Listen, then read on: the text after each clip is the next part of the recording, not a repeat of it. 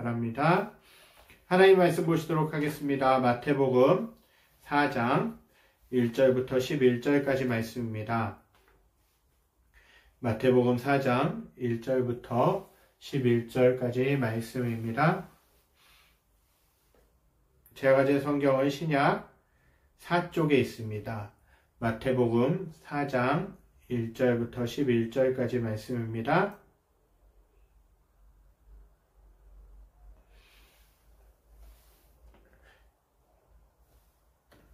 (1절부터) (10절까지) 제가 봉독해 드리고요. (11절) 말씀만 함께 읽도록 하겠습니다. 그때 예수께서 성령에게 이끌려 마귀에게 시험을 받으러 광야로 가사 40일을 밤낮으로 금식하신 후에 줄이신지라. 시험하는 자가 예수께 나와서 이르되 내가 만일 하나님의 아들이거든 명하여 이 돌들로 떡덩이가 되게 하라. 예수께서 대답하여 이르시되 기록되었으되 사람이 떡으로만 살 것이 아니요 하나님의 입으로부터 나오는 모든 말씀으로 살 것이라 하였느니라 하시니, 이에 마귀가 예수를 거룩한 성으로 데려다가 성전 꼭대기에 세우고 이르되 내가 만일 하나님의 아들이거든 뛰어내리라. 기록되었으되 그가 너를 위하여 그의 사자들을 명하시리니 그들이 손으로 너를 받들어 발이 돌에 부딪히지 않게 하리로다 하였느니라. 예수께서 이르시되 또 기록되었으되 주 너의 하나님을 시험하지 말라 하였느니라 하시니, 마귀가 또 그를 데리고 지극히 높은 산으로 가서 천하 만국과 그 영광을 보여 이르되 만일 내게 엎드려 경배하면 이 모든 것을 내게 주리라. 이에 예수께서 말씀하시되 사탄아 물러가라. 기록되었으되 주 너의 하나님께 경배하고 다만 그를 섬기라 하였느니라. 함께 읽겠습니다. 이에 마귀는 예수를 떠나고 천사들이 나와서 수종드리라. 아멘. 우리가 한 주간 동안 잘 계셨죠? 여러분들 하나님의 은혜 가운데서 또 하나님의 도우심 가운데서 매일의 삶이 주님이 주시는 복된 삶 가운데 인도되어지기를 간절히 소망합니다. 오늘은 시련 영광으로 인도하는 관문이라는 제목으로 말씀을 나누기 원합니다. 저와 사랑하는 성도님들은 사순절을 보내고 있습니다. 오늘이 사순절 둘째 주일입니다. 우리는 사순절을 보내면서 예수님의 고난과 예수님의 죽으심, 그분의 사랑을 계속해서 생각하고 있어야 됩니다. 혹시라도 그 생각을 하지 못하셨고 계셨다면, 지금 사순절을 생각하지 못하고 또 예수님을 깊이 생각하지 못하고 보내셨다면 계속해서 앞으로 남은 기간이 더 많으니까 주님의 은혜 가운데서, 주님의 성화 가운데서 예수님 안에서 그 사순절의 의미를 깊이 생각하며 그 주님과 더 깊이 동행하시며 살아가실 수 있게 되기를 간절히 소망합니다.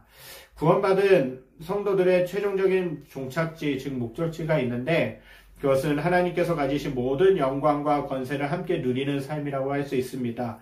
사탄의 권세를 무너뜨리신 예수 그리스도께서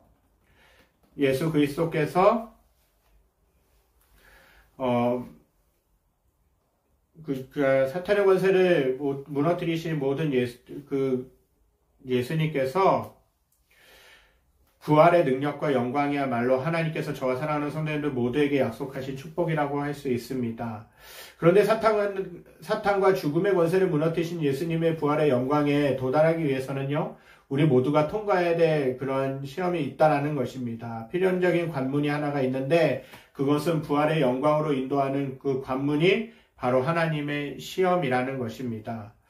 영어 속담에 이런 말이 있죠. No cross, no crown이라는 말이 있습니다. 이 말을 번역하면 십자가 없이는 영광도 없다라는 뜻입니다. 저와 여러분들이 예수 그리스도의 부활의 능력과 영광을 누리기 위해서 반드시 통과해야 되는 관문이 뭐냐 하면 십자가의 고난의 관문이라는 것입니다. 하나님을 믿고 예수님을 믿는 성도라면 예수 그리스도를 닮은 삶을 살아가야 한다는 사실입니다. 예수님을 믿는 성도가 그분을 닮는다는 것, 그것은 뭐냐? 예수님의 고난을 뒤따라가는 삶을 살아가는 것이에요. 예수님의 죽음과 부활을 그대로 닮아가는 것이 바로 성도의 당연한 모습이라고 할 수 있습니다. 오늘 본문 마태복음 4장 1절을 보면 세례 요한으로부터 세례를 받으신 예수님께서 공생애를 시작하시기 전, 즉 하나님이 하라고 하신 사역을 본격적으로 감당하시기 전에 성령 하나님의 인도를 받아 광야로 나가셔서 그곳에서부터 그곳에서 마귀로부터 3가지 시험을 받으신다라는 것이에요. 그런데 이 시험은 흔히 우리가 생각하는 그 시험과는 다르다라는 것입니다. 우리 마음속에 있는 세속적인 욕망의 그 시험, 유혹 때문에 받는 시험과는 성격이 다르다라는 것이죠. 예수님은 세속적인 욕망이 전혀 없으셨기 때문에 본인의 내면의 욕망으로 인한 유혹을 받으실 필요가 전혀 없으셨습니다. 그래서 그렇기 때문에 우리는 그 예수님의 시험이 어떠한 것인가를 살펴보면서 우리가 어떠한 자세로 살아가야 될 것인가를 우리가 돌아봐야 될 필요가 있습니다. 예수님께서 공생애를 시작하시기 전에 이렇게 40일을 금식하시고 시험을 받으신 데에는 중요한 이유가 있다라는 것입니다. 그것은 예수님의 마음속에 헛된 욕망이 있어서가 아닙니다. 그보다는 하나님이신 예수님께서 자신의 모든 영광과 권세를 포기하고 바로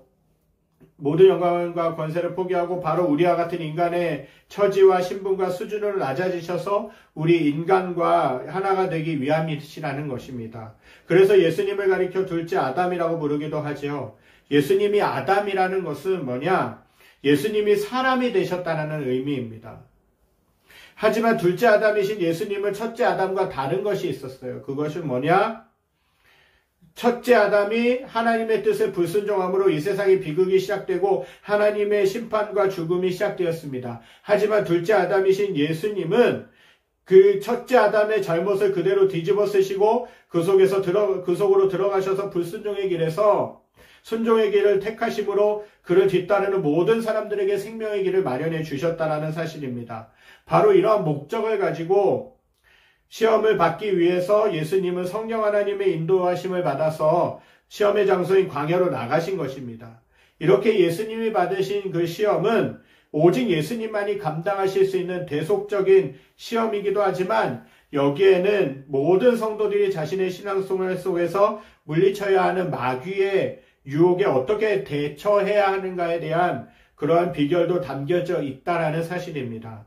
그래서 예수님께서 이 본문에서 마귀의 유혹을 물리치고 더욱 반석과 같은 신앙을 세울 수 있는지에 대해서 어떻게 하면 그렇게 세울 수 있는지에 대해서 살펴보기를 원합니다. 우리가 마귀의 유혹을 이기고 예수님을 닮아가기 위해서 첫 번째로 명심해야 될 사실은 뭐냐?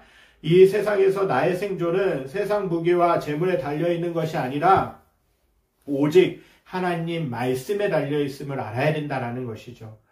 사람이 떡으로만 사는 것이 아니라 하나님의 입에서 나오는 모든 말씀으로 살아야 된다는 사실입니다.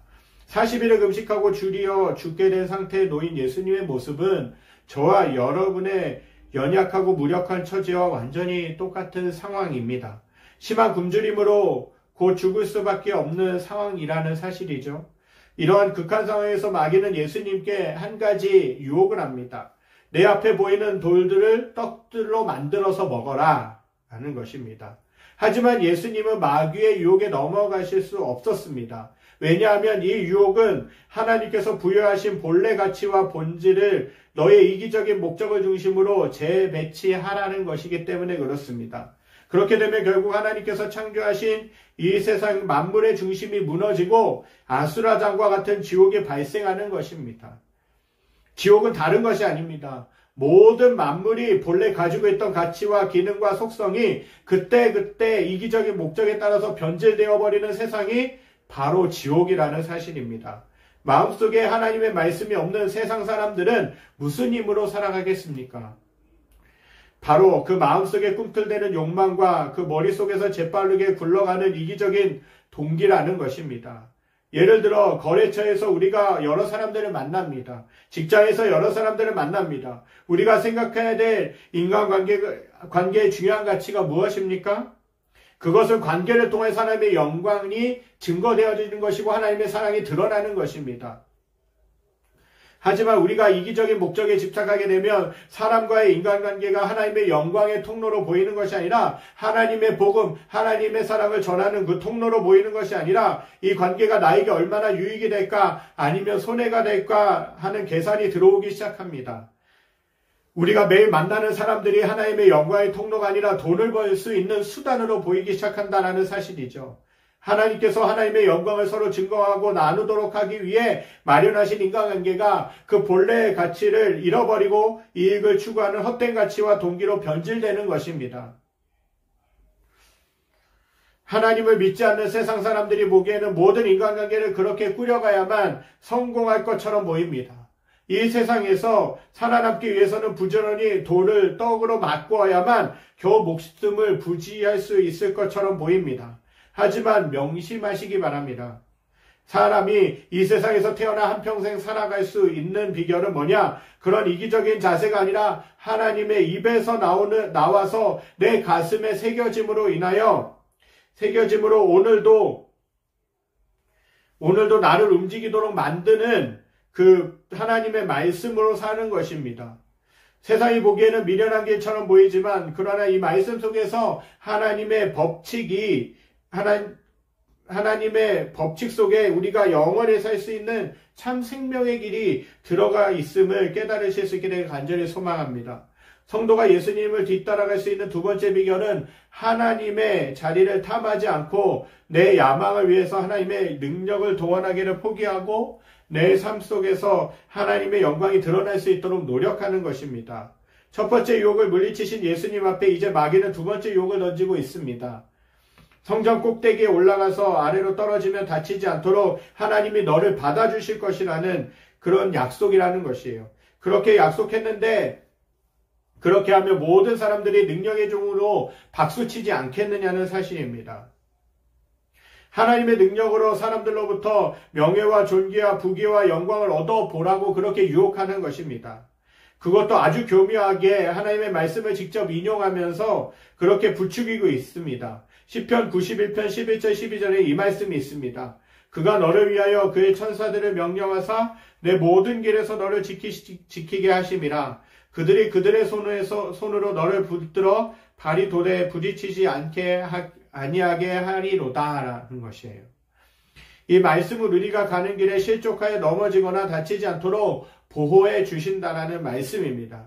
이 유혹에서 마귀는 두 가지를 변질시키고 있습니다. 첫째는 예수께서 이 세상에 태어나신 인생의 목적이라는 것이죠.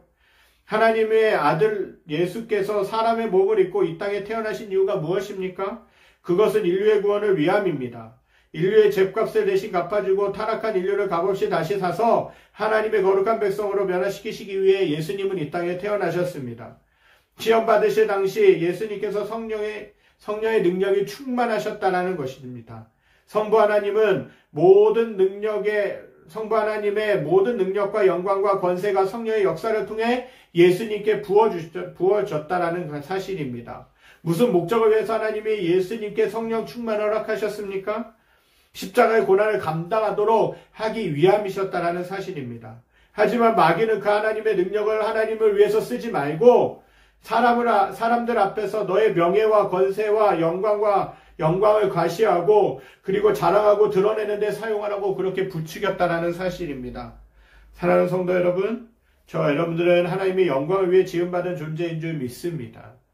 우리가 매일매일 매순간 호흡하며 살아가는 것도 우리의 삶을 통해 하나님의 영광을 드높이도록 하기 위함이라는 사실입니다. 내가 드러나고 내가 인정받기 위해서가 아니라 나의 삶을 통하여서 하나님의 살아계심이 드러나고 증명되도록 하기 위해 우리가 존재한다라는 것입니다.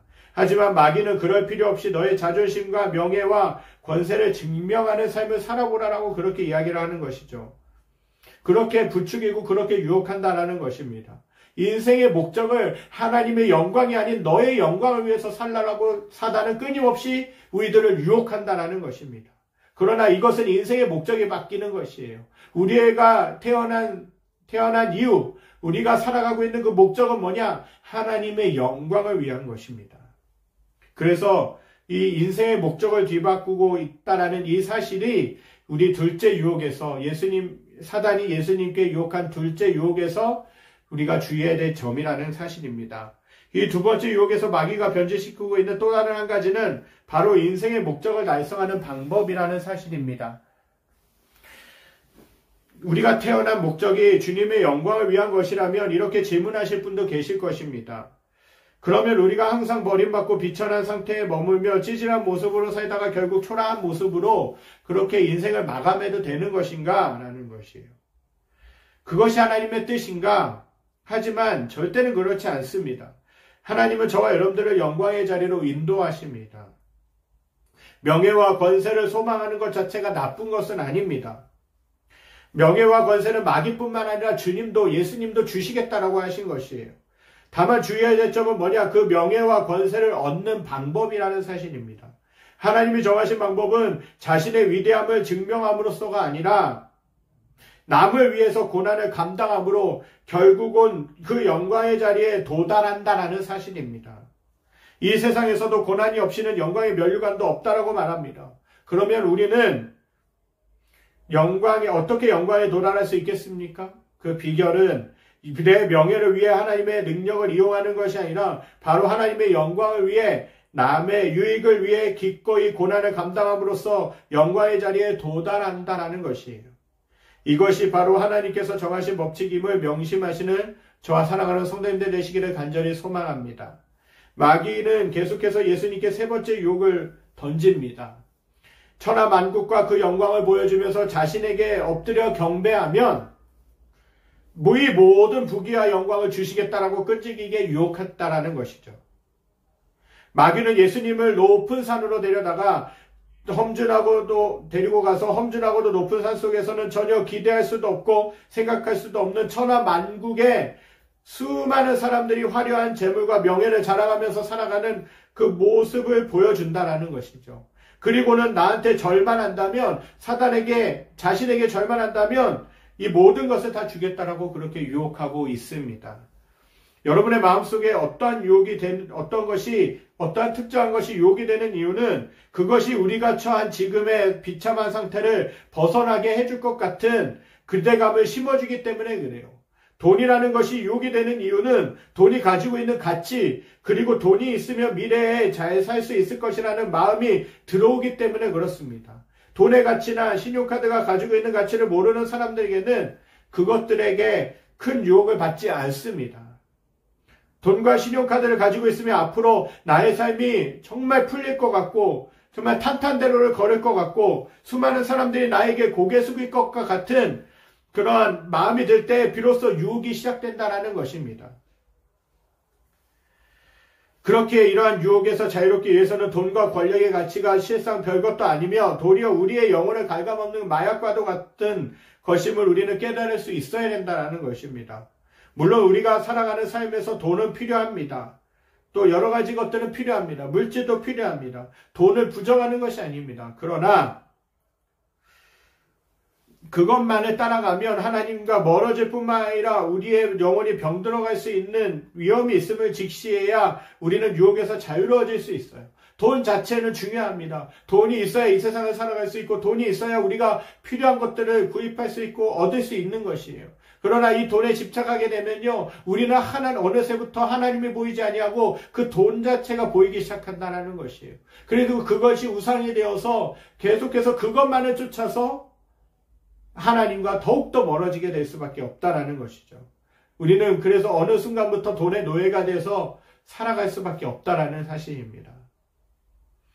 하나님은 그 모든 유혹에서, 예수님은 이 세 가지 모든 유혹에서 이기셨습니다. 하나님의 말씀으로 그 유혹을 이기셨다라는 사실입니다.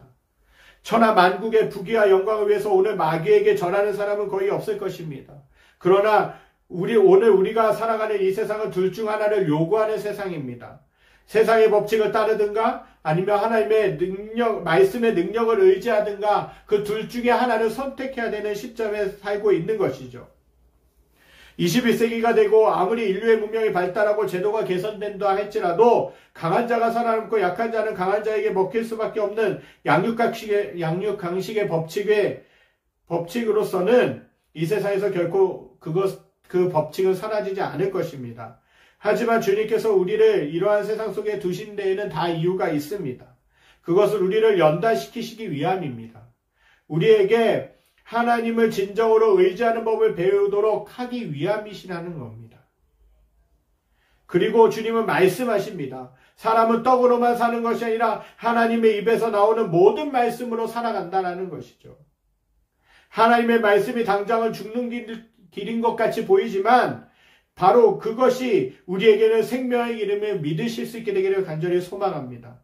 부활의 영광에 도달하기 전에 우리가 반드시 통과해야 될 관문이 있습니다. 그것은 고난의 관문을 거쳐서 부활의 영광을 얻으신 주님의 길을 뒤따라가는 삶이라는 사실입니다. 이러한 믿음의 삶을 살아가심으로 하나님이 주시는 은혜 가운데, 하나님이 주시는 소망 가운데 저와 여러분들이 승리하며 살아가실 수 있게 되기를 간절히 소망합니다. 우리 이 시간 찬양 드리면서 주님 말씀을 생각하도록 하겠습니다. 세상의 유혹 시험이 우리 다시 한번 더 찬양 드리면서 주님 앞에 이 말씀을 기억하면서 찬양 드리기 원합니다. 말씀을 기억하면서 우리의 세상의 삶 가운데 정말 우리의 세상 가운데 우리가 살아가는 그 세상 가운데서 여러 가지 어려움들이 있고 유혹들이 있고 힘든 길이 있지만 그러나 하나님의 말씀으로 예수님이 그러하셨던 것처럼 하나님의 말씀으로 우리가 살아가기 시작할 때 하나님의 말씀으로 그 유혹을 이기기 시작할 때 우리는 승리하는 삶을 살게 될 줄 믿습니다. 우리는 우리의 삶 가운데서는 그 주님이 함께하고 계시고 주님이 역사하고 계시고 주님이 도우시고 계신다는 사실을 믿으시기 바랍니다. 세상 유혹의 시험이 온다 할지라도 그 주님의 말씀으로 주님과 함께함으로 승리하게 될 줄 믿습니다. 우리 찬양 드리겠습니다. 세상의 유혹 시험이 내게 몰려올 때에 나의 힘으론 그것들 모두 이길 수 없네. 거대한 폭풍 가운데 위축된 나의 영혼 어찌할 바를 몰라 헤매이고 있을 때 주를 찬양 손을 들고 찬양 전쟁은 나에게 속한 것 아니니 주를 찬양 손을 들고 찬양 전쟁은 하나님께 속한 것이니 거짓과 속임수로 가득 찬 세상에서 어디로 갈지 몰라 머뭇거리고 있네. 공중의 권세 잡은 자 지금도 우리들을 실패와 절망으로 넘어뜨리려 하네. 주를 찬양 손을 들고 찬양 전쟁은 나에게 속한 건 아니니 주를 찬양 손을 들고 찬양 전쟁은 하나님께 속한 것이니 주위를 둘러보면 아무도 없는데 믿음의 눈을 들면 보이는 분 계시네. 지금도 내 안에서 역사하고 계시네. 사망과 어둠의 권세 물리치신 예수님 주를 찬양 손을 들고 찬양 전쟁은 나에게 속한 건 아니니 주를 찬양 손을 들고 찬양 전쟁은 하나님께 속한 것이니 우리가 이 시간 주님 기도함으로 주님 앞에 나갈 수 있었으면 좋겠습니다. 우리가 세상의 유혹을 따라 살아가지 않고 정말 세상의 유혹을 이기며 하나님의 말씀으로 하나님의 은혜로 이기며 살아가는 삶이 되게 하여 주시옵소서. 온전히 말씀 가운데서 살아계신 하나님을 만나게 하여 주시고 정말 우리가 그 말씀을 진정으로 붙들므로 인하여 그 예수님을 진정으로 붙들므로 인하여 세상 가운데서 승리하며 살기에 부족함이 없게 하여 주시옵소서. 우리 이 시간 소리내서 통성으로 각자 계신 자리에서 기도하도록 하겠습니다. 기도하시겠습니다. 하나님 고맙고 감사하신 하나님, 하나님의 은혜, 하나님의 사랑으로 지난 한 주간 동안 저희를 지켜주셨고, 하나님 오늘 주일 예배를 드리면서 하나님 우리가 어떻게 하나님 아버지 말씀을 듣고 어떻게 세상 가운데서 살아가야 될 것인가, 하나님 아버지 깨닫게 하시며 감사드립니다. 하나님 아버지 저희의 삶 가운데서 온전히 주님만을 바라보게 하시고, 아버지의 세상의 유혹을 이기며 하나님 아버지의 세상의 유혹이 다가올 때마다 하나님 아버지 하나님의 말씀으로 하나님의 은혜로 하나님의 능력으로 이겨나갈 수 있는 저희의 삶이 되게 하여 주시옵소서. 하나님 아버지 사람이 아버지의 떡으로만 살 것이 아니요 아버지 오직 하나님의 입으로부터 나오는 말씀으로 살 것이라고 주님 말씀하셨습니다. 하나님의 영광을 위해 우리가 살아가야 되는 존재임을 하나님 말씀하셨습니다. 하나님 아버지 우리가 세상의 유혹에 빠져서 하나님 세상의 유혹에서 하나님 패배하면서 살아가는 삶이 아니라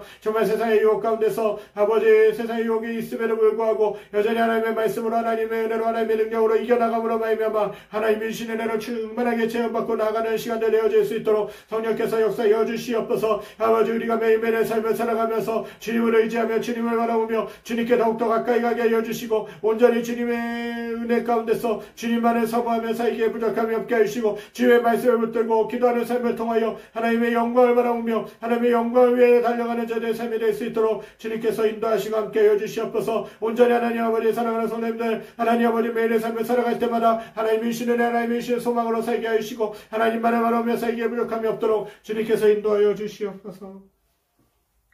하나님 아버지 감사드립니다. 아버지 오늘 말씀을 통하여서 우리가 정말 세상 가운데서 어떻게 살아가야 될 것인가를 깨닫게 하시고 도전하여 주심에 감사드립니다. 하나님 예수님이 성령에 이끌려서 아버지 40일 동안 금식하시고 성령에 이끌려서 광야로 시험을 받으러 나가셨을 때에 하나님 사단에 그렇게 예수님을 시험하였지만 그 예수님은 하나님의 말씀을 의지하여 하나님의 말씀으로 그 시험을 물리쳤던 것들을 보게 됩니다. 하나님 아버지 우리의 삶 가운데서도 여러 가지 유혹들이 너무나도 많이 있는 것들 고백합니다. 하나님 아버지 그 유혹 속에서도 정말 주님만을 바라보며 주님만을 의지하며 주님만을 바라보며 주님과 동행하며 주님이 주시는 능력으로 그 유혹을 이겨나가기에 부족함이 없게 하여 주시옵소서. 하나님 세상의 유혹에 패배해서 하나님 세상 사람들과 같이 살아가는 것이 아니라 아버지 아무리 세상 속에 살지만 하나님의 능력으로 하나님의 은혜로 아버지의 승리하며 살기에 부족함이 없도록 주님께서 축복하여 주시옵소서.